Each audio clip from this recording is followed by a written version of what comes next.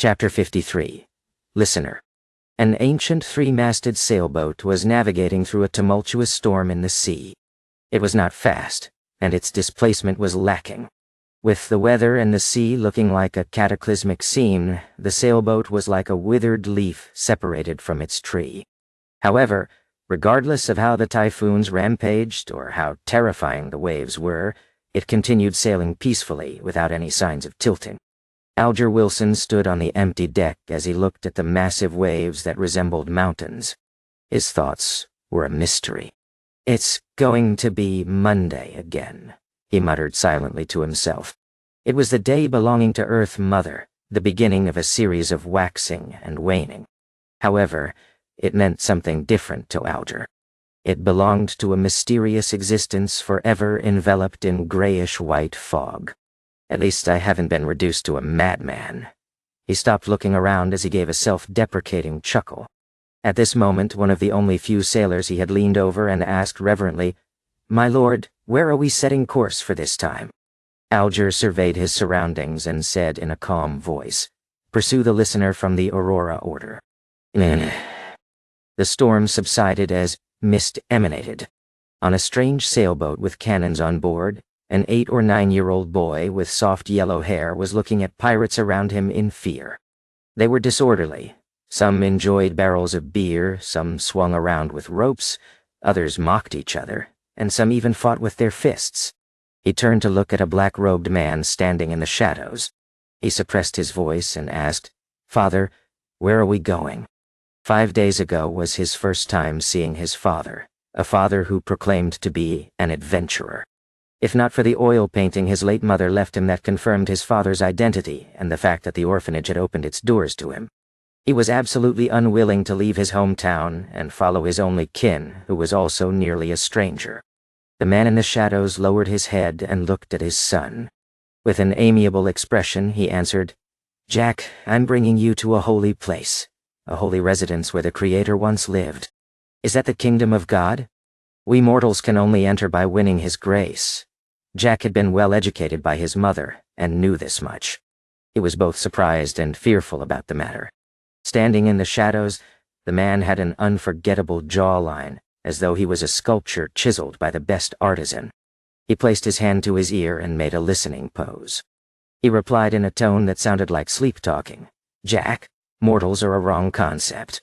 The Creator created this world and He is everywhere. He exists in every living being. Therefore, all beings have godhood. Once the godhood attains a particular level, they can become an angel. The 7 fake gods at present are only powerful angels. Look, I can now hear the teachings of the Creator." How extraordinary is this revelation. Life is only a tour of the spirit. When the spirit is sufficiently potent and resilient, we can find our godhood and fuse with even more godhoods.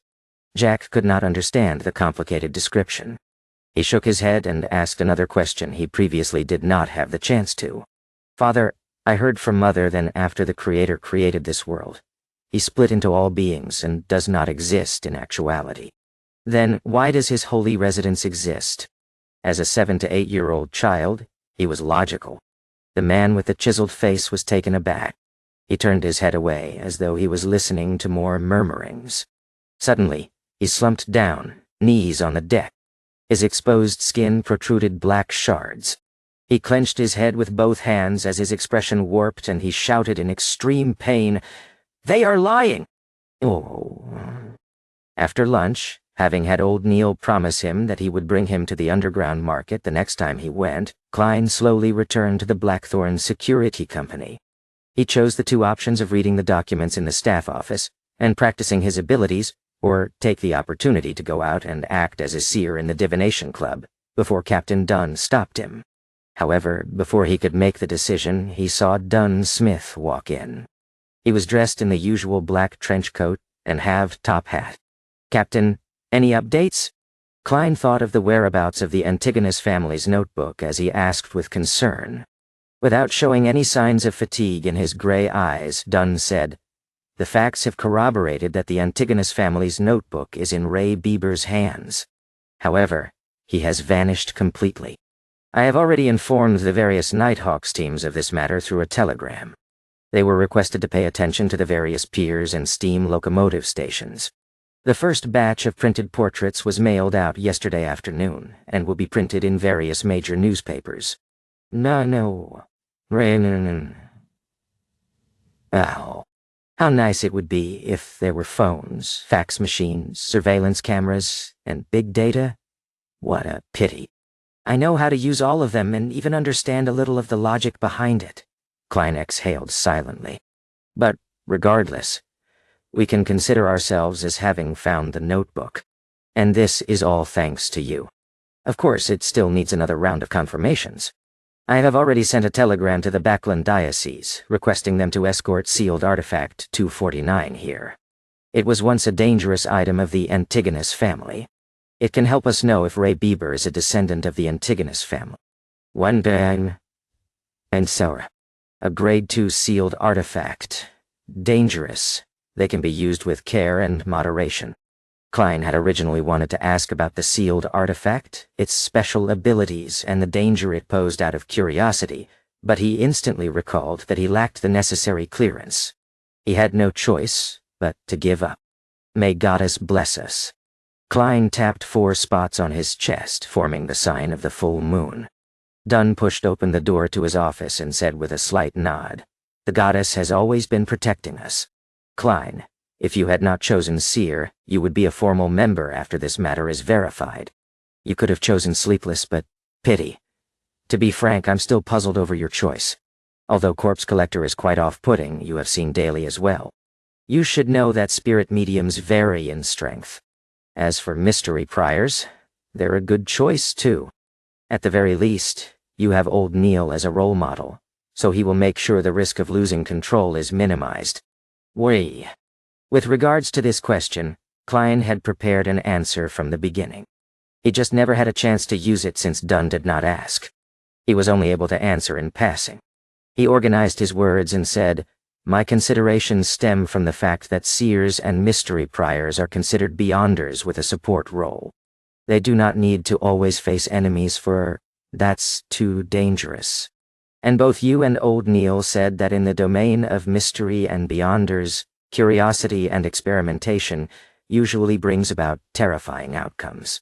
Describing mystery priors as prying mysteries made me worried, so... As you know, I was only an ordinary graduate not long ago. A lack of guts is the only reason I made such a choice. I have to say that this is a very reasonable answer that goes beyond my expectations." Dunn massaged his temples and chuckled. He turned halfway as his gray eyes sized up Klein. "Continue going out for now. Do not limit yourself to the paths leading from Welch's Place to Iron Cross Street. Perhaps you might sense the notebook and help us confirm Ray Bieber's location." All right. Klein realized that he no longer needed to be in a dilemma. He bade Dunn farewell and turned around, his heart beginning to count. 3, 2... "Hold on!" shouted Dunn. Klein turned his head and smiled. "Captain, is there anything else?" Dunn coughed slightly and said, "Well, support beyonders have to fight their enemies from time to time.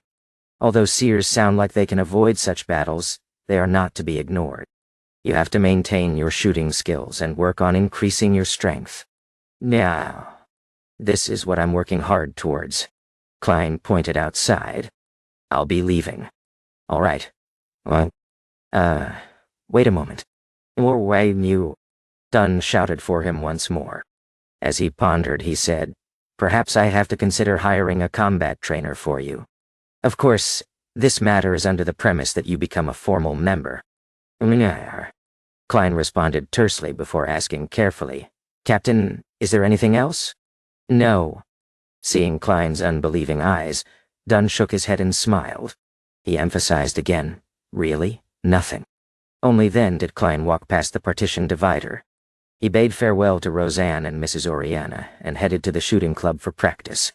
With all of this done, he went to the divination club and saw the beautiful Angelica sitting there reading magazines leisurely. "Oh," Klein silently read. With the cane in hand, he walked over and greeted with a smile.